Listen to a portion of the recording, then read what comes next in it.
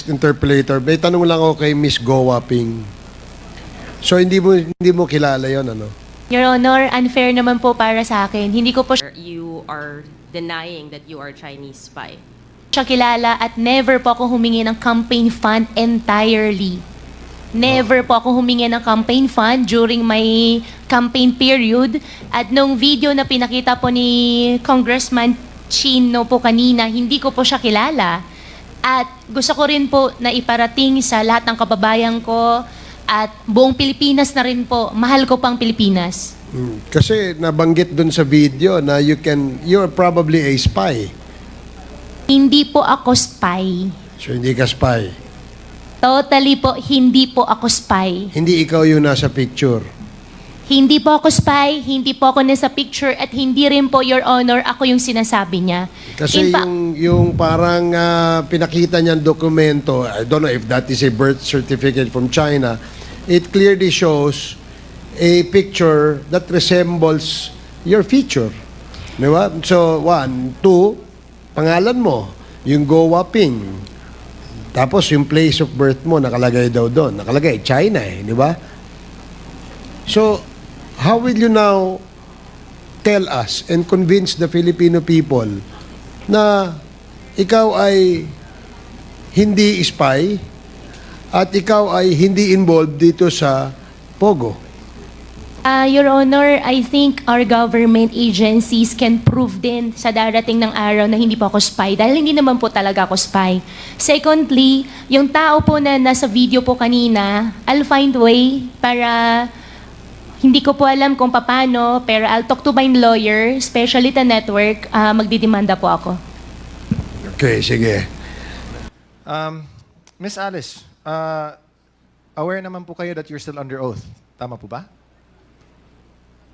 Yes po, Your Honor. And Sige, please go And on. Your Honor, I cannot disclose too much because I have 8 pending cases po at the court din po. Okay.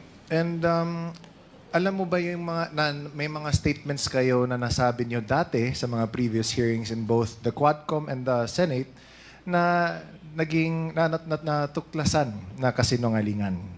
Tama po ba? Anong pong statement po, Your Honor? Well, the nationality, your parents, and the like. Tama po ba? Hindi po, Your Honor. Okay. Pero now that we're here and almost closing on this na rin, willing ka ba na magsalita ng katotohanan sa Quadcom na ito? Your Honor, ano pong question po? Willing po ba kayo na magsalita ng katotohanan sa Quadcom na ito now na patapos na itong lahat? Opo, Your Honor, I have pending cases po at the court. So, anything po na sasabihin ko po dito sa Quadcom might use against me. So, Okay. opo. Alright. Pero even if na alam mo na may alam din yung Ministry of State Security, willing ka rin ba na mag-confess ng katotohanan sa Quadcom na ito?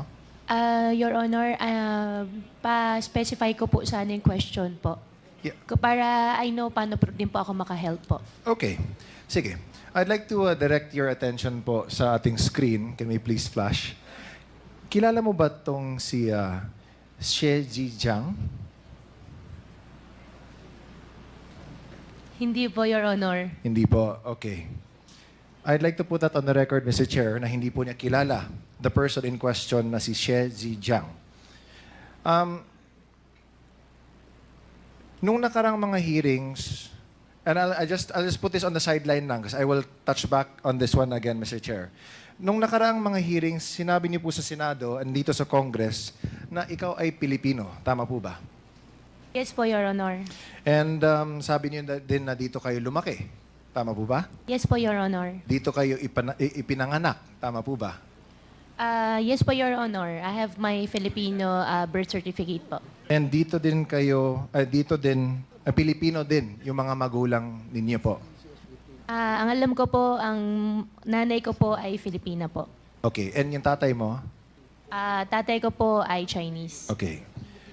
Now, let's circle back a few years before, more recently, yung sa pagtakbo ninyo bilang mayor po. Ano ulit yung naging rason ninyo kung bakit kayo gustong, or ba't kayo nagdesisyon na tumakbo bilang mayor ng Bamban? Your Honor, unang-una po, Short answer lang, Miss. yes po, tatlo po kasi yung ano ko po, yung sagot ko po diyan. Isa po sa tatlo ay childhood dream ko po. Pangalawa po, sa Bamban po ko lumaki, gusto ko somehow makapag-share din po ng kung anong pong meron ako. Gusto ko rin po natulungan yung mga kababayan ko po. Pangatlo po, tinulungan din po ako ng former mayor din po namin sa town para sa kampanya din po.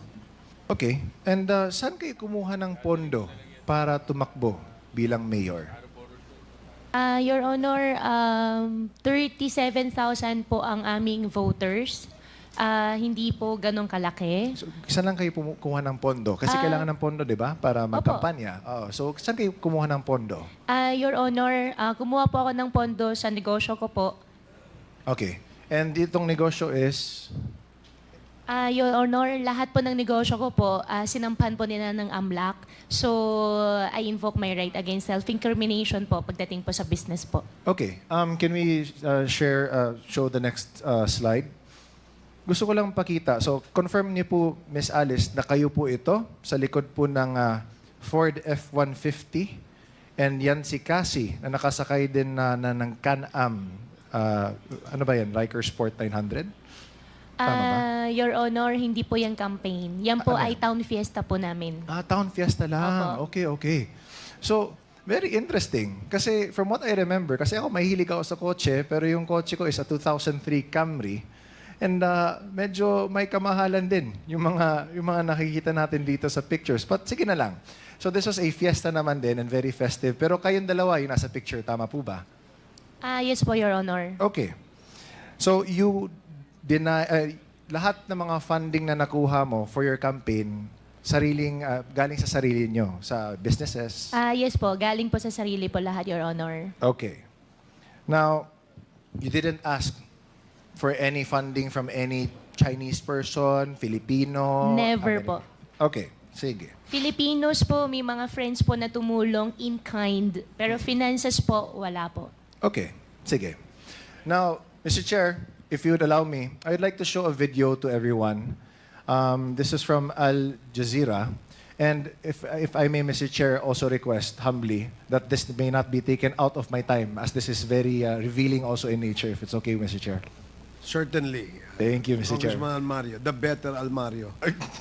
Anyways, please, Comsec, can we please play the video?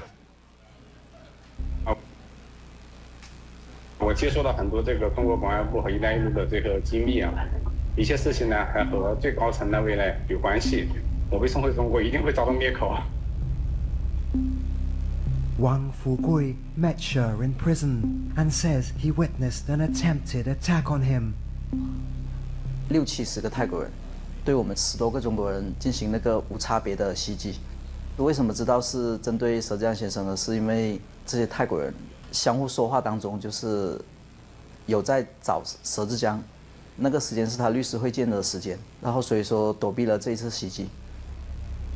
Thai prison authorities did not respond to our request for comment. Wang spent 5 years in jail battling charges related to credit card fraud before being found not guilty. He says he became good friends with Sher when they were placed in the same cell. He's now the custodian of many of the tycoon's alleged secrets. 他有在亚太上留下很多那个待解密的那些档案，目前受到他的那个授权所解密的那些内容只是部分的内容而已，但是这些内容涉及到了那些国安人员的名单。 He allows us to take a look. One file in particular catches our attention. It's a dossier about Guo Huaping or Alice Guo, former fugitive and embattled ex-mayor of a small town in the Philippines. Now in police custody, Guo is being investigated for alleged ties to scam operations and money laundering. He's also accused of being a Chinese spy. 菲律宾的这个郭海平呢，我用这个手机呢跟他通过话，当时呢还要了 Sher says Guo once asked him to help fund her political campaign. 那我更不想得罪这个菲律宾政府了，所以一直就或者没有给钱。 Guo has repeatedly insisted she was born in the Philippines, a prerequisite for office holders in the country. But Sher's dossier lists China as her place of birth. Guo had previously claimed she's the daughter of a Filipino woman. But according to this document, her mother is a Chinese citizen called Lin Wenyi. The dossier also lists a family address in China's Fujian province. This is what our researcher finds when he visits the local office of the Chinese Communist Party. At a nearby village, residents shown photographs of Guo recognize her as the daughter of Lin Wenyi, the same name that appears in Sher's dossier.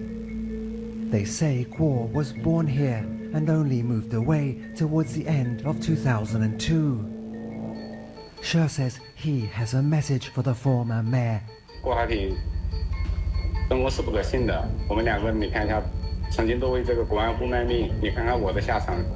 要想不被灭口呢，就把真相呢，也告诉全世界。 China's Ministry of State Security did not respond to our request for comment. Neither did Alice Guo Huaping. So, Mr. Chair, I'd like to point out to this committee that even if we have been making our own researches, pulling up our own inquiries, this is another source from a completely different party and is unrelated to what we do. Pero nagkataon that the person named She Kailun, who si She Zhejiang trusted with the encrypted files, showed to Al Jazeera that there is a dossier confirming that there are Chinese spies all over, at least in this case, Myanmar, but here also in the Philippines, and undoubtedly shows Guo Huaping. In the picture where she was born, even her mother, and the name of Lin Wenyi. Mr. Chair, again, we were told, kanina nagtanong tayo kung lumaki ba si Ma'am Alice dito sa Pilipinas, kung dito ba siya ipinanganak, kung Pilipino ba yung mga magulang niya. She first said na dito daw siya lumaki, which is false. Because paano malalaman or ma-identify ng mga tao doon mismo sa address sa Fujian na nakilala nila si Alice Guo o Guo Huaping as anak ni Lin Wenyi nung pinakita nila yung picture ni Guo Huaping sa kanila. Number 2, tinanong natin kung saan ba siya ipinanganak. Nakita na nga. Doon mismo, she left daw late of 2002. Sabi pa ng mga tao na in-interview ng Al Jazeera doon mismo sa Fujian. And might we take note, Mr. Chair, na sa video, nung pinuntahan nila yung address na nakalagay sa dossier, sa encrypted dossier, is a local office ng Communist Party of China. So, Mr. Chair, I think this in itself speaks volumes na. No?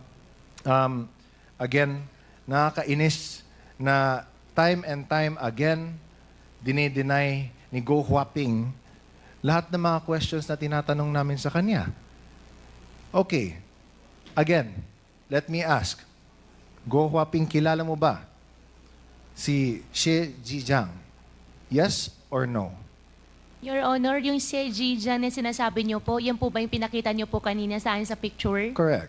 Hindi ko po siya kilala. At sana po, Your Honor, Mr. Chair, makuha ko rin po yung details. Gusto ko po magdemanda. Hindi ko po sila kilala. Hindi natin madidemanda, Miss Alice, dahil kasi he's in jail in Thailand.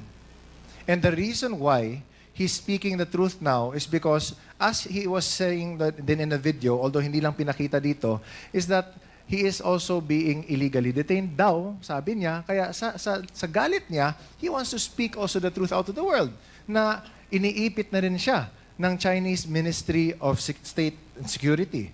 So, what does he have to lose? That's why nga sinabi nga niya sa inyo, Ms. Go Huaping, na tell the truth. Don't fall to the same mistakes that he has done. Kasi nga, he also fears for your life. Remember, nung Senate hearing, na you mentioned na you didn't want to name names because you feared for your life. And because of that, the Senate granted you security and asylum within the PNP's compound. Ngayon, na nag-executive session na kayo, sabi ng Senate na there was nothing to go about except for one name na hindi pa din namin alam. But if we look at it, there is no doubt, kitang-kita na. Hindi na galing mismo dito sa Quadcom, pero in an international company that whose job is to search for the truth worldwide. So, Mr. Chair, I'd like to submit this video na this is confirmation that what we've been trying to unearth here, marami na din dyan na nakikita din that corroborates not from us but from other parties as well. Which also means that this Quadcom should also be the avenue for which other people should also go to us to reveal more of the truth kasi kailangan din natin yung kompletong katotohanan. Which is why this is an open call to action, Mr. Chair. Sa lahat ng mga nanonood ng Quad Committee meetings natin, na kung may alam kayo, lalo na nakakatulong ito sa pagtingin, sa pagkuha ng katotohanan, please come forward. Kasi this is national security also at stake. She's been denying na may kilala siya, na ultimo, sinasabi niya na ilang beses na siya tinawagan para humingi ng campaign funds. Kung hindi niya alam yun, or if he was saying, if it wasn't even in the same timeline, then he wouldn't have said that. Diba? Timing. Elections natin, doon rin siya, tumakbo din siya, humingi siya ng tulong. It all adds up. It all lines up. So, Mr. Chair, I'd like to submit this video to the committee. And I hope na people really try this time na mas marami pa na will come forward to speak truth to this matter. Thank you, Mr. Chair. Thank you, Congressman Almario. So, before we recognize the next, thank you. The next interpellator is Congresswoman Migs Nograles. You're recognized. Thank have you, 5 Mr. minutes. Chair. Before that, Ms. Alice Go, you said you will file a case against this Sheji Zian, and you said you will tell the network. Anong network to? Per my record po, kung di po ako nagkakamali, Al Jazeera Network. Okay, Yung thank nakita you. ko po kanina. Pero babalikan ko po kung tama po yung naisulat ko po, Your Honor. Thank you. Mr. Chair, I'll go back to some questions in relation to the video. So again, Ms. Alice Go, Mr. Chair. Hindi po ako Chinese spy. Well, Mr. Chair, wala naman atang spiya na mag-aamin na spiya siya. No. So, it really begs the question. But anyway, alam nyo ba, Ms. Go, na itong si She Zhijiang, na umamin na Chinese spy siya, na sinabi naman niya, kilala ka niya, ay inamin niya na dito siya na-recruit sa Pilipinas. Your Honor, I cannot answer your question dahil hindi ko po siya kilala. So, to put in record, Mr. Chair, this video showed mahaba kasi to, it's an excerpt of the video, na inamin niya na recruited siya dito sa Pilipinas. In fact, can we show lang na nagpakita siya ng picture na nandito siya sa Pilipinas. I think it's one of the recruiters. Kung pwede lang natin mapakita yung picture na yon.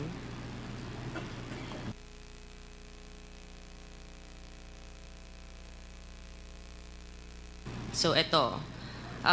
Wala kang kilala dito. Siya tatlo po, ni isa po wala po akong kakilala, Your Honor. So, ito, nandito si She Zhijiang when he was saying, Mr. Chair, na dito siya na-recruit sa Pilipinas as a spy. Baka iisa lang pala ang nagre-recruit sa kanila, hindi natin alam, no? And again, babalik natin doon sa picture na pinakita sa video. Yung next slide, please. And again, you confirm this is not you, Miss Alice Go. Your Honor, hindi po ako yan. This is not you. Okay. Ang katanungan ko, Miss God, because you're saying that hindi mo kilala at dedemanda mo, ano naman mabe-benefit din nitong si She Zhijiang to name you? Your Honor, I think it's better for you to ask him.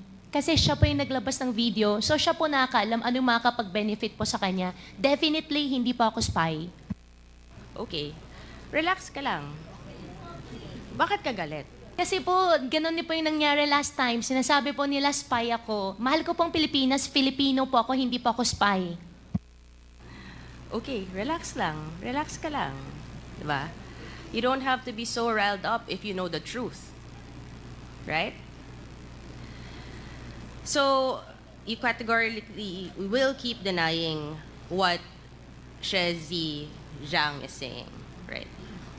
He mentions na pinanganak ka sa Fujian, China. And na nanay mo si Lin Wenyi. Correct? Allegations po niya yun, Your Honor. And who is Lin Wenyi?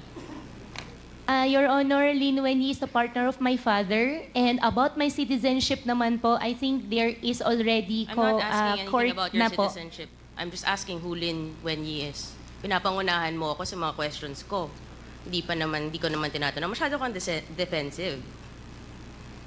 You know, mga actuations mo, medyo, it's showing something, Miss Guo. So, etong address mo na pinakita, pakita natin yung picture ulit. Yung address nito, Mr. Chair, is apparently the local address of the Chinese Communist Party. Sigurado ka, hindi mo namimiss to? Walang memories? Never ko po nakita, Your Honor. Baka lang, may emotional ka ngayon eh. Baka lumabas ang emotions mo dito. Ano? Your Namimiss Honor, mo. emotional po ako dahil unfair po para sa akin, para sabihan po ako na spy po ako. Okay, I'm asking about your house now. So, eto, Your Honor, that's not my house. Okay, this is in Fujian. Balik lang natin sa last hearing na meron pinakita si Congresswoman Luistro, no? Yung nagko-congratulate yung people of Fujian sa kanya. So, kung hindi ka taga dito, at mukhang taga dito naman yung sinasabi nilang bahay nila, bakit naman din? Pakita nga natin ulit. I think we have that, no? That the people of Fujian was congratulating the first mayor na naging mayor dito. Yan. We have a translator here. Do you understand what is written? Yes, this is like congratulating for winning as the mayor. Okay, and then these are the people who prepared this congratulatory page. Those are the people, yung mga pangalan. Below, yes po. Okay. Baka kunin natin, Mr. Chair, yung mga pangalan na yan. Yeah, can you please post it again? Yan. Oh. Sino-sino yan? It is from Jinjiang, Jinjing Shen. Yeah, it's an association of the hometown. It's in Jinjing Shen. Which is in Fujian, I think. Yes, it is. Which is basically where what we saw in this video, Mr. Chair, kung saan talaga sinasabing galing ang si Miss Alice Guo, no? And then itong si Lin Wenyi na tinatanggi naman po ni Miss Alice Guo na hindi mo nanay, no? Which later on, nakakalungkot if she really is your mother, na you're denying your ties to your mother. Sinabi din sa documentary, Mr. Chair, na umalis nga daw siya, sabi ng mga residente doon, na umalis siya towards the end of 2002. From the previous hearings, we have a copy of the Special Investor Resident Visa. Yung next slide, please. Yan. Na dependent siya ni Lin Wenyi. Galing nga sila from Fujian. And it is January 12, 2003 na pumasok sila ng Pilipinas. So, you know, the facts seem to be aligned. The documents that we have and we've been seeing seem to be aligned with this video that came out, Mr. Chair, na hindi naman natin alam bakit naman in-name din si Miss Alice Go na hindi naman, wala namang kinalaman ito sa atin. But apparently, there is that connection, which is scary. We go back to Lin Wenyi, which you have said this is the partner of your father, your Chinese father. Yes, Your Honor. Yes. And you said naman na you will only be into business with those you are very close with and those you trust, correct? Yes, Your Honor. Yes, you said that last hearing. And yung lumabas nga yung mga corporations, makita natin, pakita natin yung almost similar to the table that we showed last hearing or 2 hearings ago.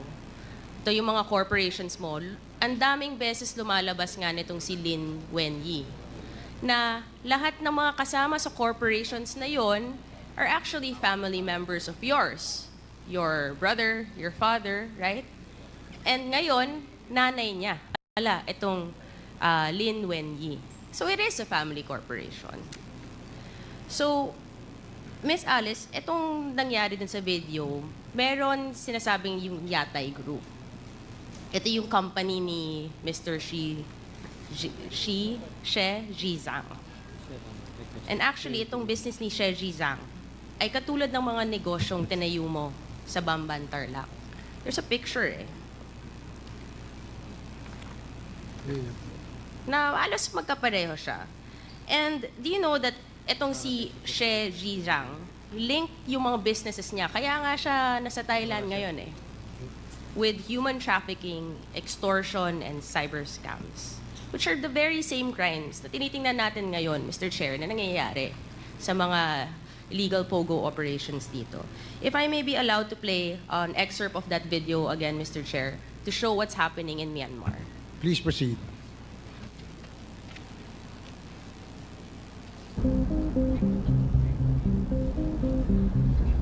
It's one of Asia's most mysterious cities. A pulsing boomtown in a war-torn region of Myanmar. You can see really just how close it is to Thailand, with just this tiniest river that separates them. Across the border is Yatai New City. Once a sleepy rural town, it's been transformed by vast sums of Chinese money.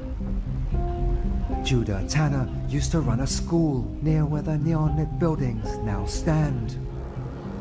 It really is Myanmar's version of Las Vegas or Macau. Just a few years ago, it was rice fields and cornfields. Basically overnight, we've just seen it erupt into this city that just goes as far as the eye can see. It's Lunar New Year.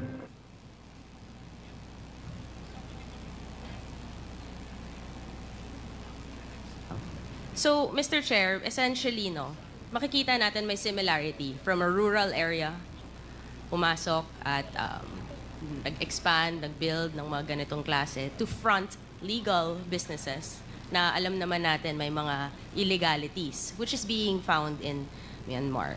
And ito yung sinabi ng Chinese spy na si She Zhizang. So essentially, Mr. Chair, kung titingnan mo, if I may show na lang to this committee para mas madali, parang ang mga espiya ng China, di lang sa Pilipinas, pati sa Myanmar, we don't know other countries that we can later on discover. Parang may steps sila kung anong gagawin nila. Parang, ito, step 1, pumili kayo ng bansa. Halimbawa, itong Philippines sa atin, Myanmar, Thailand. Step 2, pumili ng lugar na pagtatayuan ng mga industrial complex, which we have seen in Porac, Pampanga, and in Bamban, Tarlac. Step 3, maghanap ng mga dayuhang Chinese na mumumuhanan na tutulong magtayo ng negosyo. Kita natin, itong yung kapatid ni Michael Yang, nakatanggap halos 2 billion pesos mula 2018 hanggang 2021. si Zhang Yujin, na nakita natin guilty sa Singapore para sa kasong money laundering na incorporator ng Baofu. At yung si Jiang Zhongguo, yung ama ni Alice Guo, na incorporator din, na sinasabi nga niya, yun ang simula, di ba? Na nagpondo rin sa kanya sa mga businesses. There's this trend, Mr. Chair, no? Na galing sa Chinese, nagsisimula, or kung grandfather man, ganito yung mga paulit-ulit na kwento eh. Then there's step 4. Kukunin ang mga loob ng mga residente at gawing dummies. Nakita natin, I think, di ba may mga nag-surrender, I think over the past few days, Mr. Chair. Itong sinema Thelma Laranan, Rowena Evangelista, tindahan sila ng mga gulay, no? May mga barbecue stall na obviously hindi naman nila kaya mag-incorporate or to give itong mga capital sa mga malalaking negosyo na nag-surrender na ginamit lang sila. I don't know kung paano nila ginawa ito. Basta kinukuha nila yung loob ng mga residente kasi syempre may mga pangangailangan siguro at hindi naman nila iniisip kung ano yung magiging repercussions. Then there's step 5 na maghahanap ng makapangyarihan na tao na may pera at impluwensya sa gobyerno na alam natin na tinatanungan natin na ngayon hindi na natin makita, Mr. Chair, ang dating presidential spokesperson na kita natin, tinulungan niya, bigyan ng permit, ang mga pogo, known personality who's the lawyer and owns several properties connected to what we have been seeing the past few hearings. Then there's step 6, mag-incorporate na ng mga kumpanyang mukhang legitimate sa una. Diba? Nabigyan na natin ng lisensya tong Hongshen. And then na-raid yung Baofu compound. Yung Lucky South 99 nagsimula as a BPO, sa BPO at real estate industry. Yung ngunit inamend na yung AOI niya noong February, doon na pumasok yung POGO. So they can start incorporating in the guise of a legitimate business na mamaya magiging illegal naman. Then there is the next step, magkakaroon nga ng corporate layering na. At nakikita natin sa mga different corporations like Baofu, itong mga corporation ng mga Yangs, itong mga corporations nila Miss Alice Guo. Nakita natin sa Matrix today, there are so many corporate layers na pag tinignan mo, it all ties back to 2 personalities who are here. Actually, 3 personalities who are here na magkakasabwat, Mr. Chair. And of course, step 8. Then, dito na, pag nangyari na tong lahat, magkakaroon na ng illegal na gawain na may mga human trafficking, money laundering, illegal gambling, love scams, tax evasions, at iba pa. You know, Mr. Chair, nakakalungkot. So ito, titingnan natin, steps 1 to 8. Mukhang ito ang, kumbaga, standard siguro nila or mission order ng mga espiya na to na nakakalungkot na pumasok sila ng Pilipinas. Pinayagan silang pumasok ng Pilipinas dahil bawal sa kanilang bansa itong mga gambling, offshore. Pumasok ang China dito. They took advantage of our country, our laws, our citizens, our resources, Mr. Chair. Nakakatakot dahil hindi to one-sided. Lahat ng mga steps na to, mangyayari lang at pupunta sa next step kung pinayagan to ng gobyerno. There are steps and there are processes. At sinabi ni Ms. Alice Guo na our government agencies can prove naman daw. Diba? Kasi alam niya, hindi naman gagalaw to, hindi mangyayari to kung walang approval ng mga government agencies. So paano to nakalusot, Mr. Chair? Yung tinitingnan natin. Kaya natin ginagawa to. Yung government ng Pilipinas natin, paano nangyari to? Para nakapasok ang China dito? Paano ka nakalusot ang isang Chinese spy dito? At malala, paano naging parte ang isang Chinese spy sa gobyerno natin na binoto ng mga Pilipino? Paano nangyari to? Sino ang pumayag na mangyari to? Akala ko ba, Mr. Chair, diba the Philippines is not for sale? Yun yung sinasabi. Baka kaya naman palang the Philippines is not for sale dahil siguro as early as 2017, ay nagsimula tong lahat ay mukhang nabenta ng Pilipinas. So sino ba ang nagbenta ng Pilipinas sa China? Yun lang po, Mr. Chair. And I will end again to Miss Alice Guo with the message of your fellow Chinese spy to you. So sana medyo matauhan ka ng konti. Can we just play that message na lang po?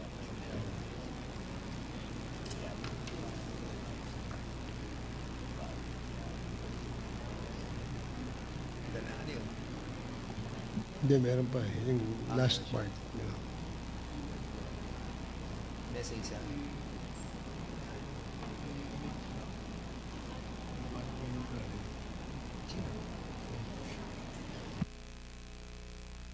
Yung part lang po ng message dun sa video. The last part. Yes, the last Can part. you fast forward to the last part? Yung statement. 我 ng- 接收到很多这个中国公安部和“一带一路”的这个机密啊，一些事情呢还和最高层的未来有关系。我被送回中国一定会遭到灭口。 Sa last part po. Wang Fugui met Sher in prison and says he witnessed an attempted attack on him. 6起。 Sa last part lang po yung message po ni She Zhijiang.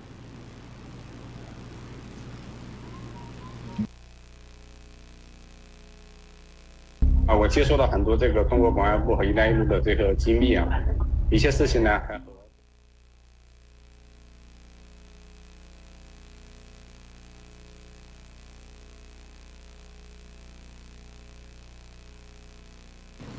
Sige po, yung sasabihin ko na lang kung nagkakaroon ng technical difficulties, hindi ko masasabi in Chinese, baka kasi mas makarelate sila eh, Mr. Chair, sayang, di ba? Pero, But there was a English translation Yes. sa baba eh. oo.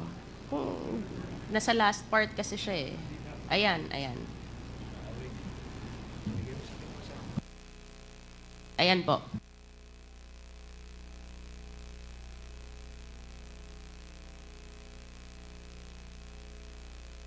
Is in Sher's dossier. They say Guo was born here and only moved away towards the end of 2002. Sher says he has a message for the former mayor. 郭海挺，中国是不可信的。我们两个，你看一下，曾经都为这个国安部卖命，你看看我的下场。要想不被灭口呢，就把真相呢，也告诉全世界。 China's Ministry of State Security did not respond to our requests for comment. Thank you. Neither did Alice Guo Huaping. So, Mr. Chair, I end my interpellation with that. Thank you. Okay, thank you, Congresswoman Nograles.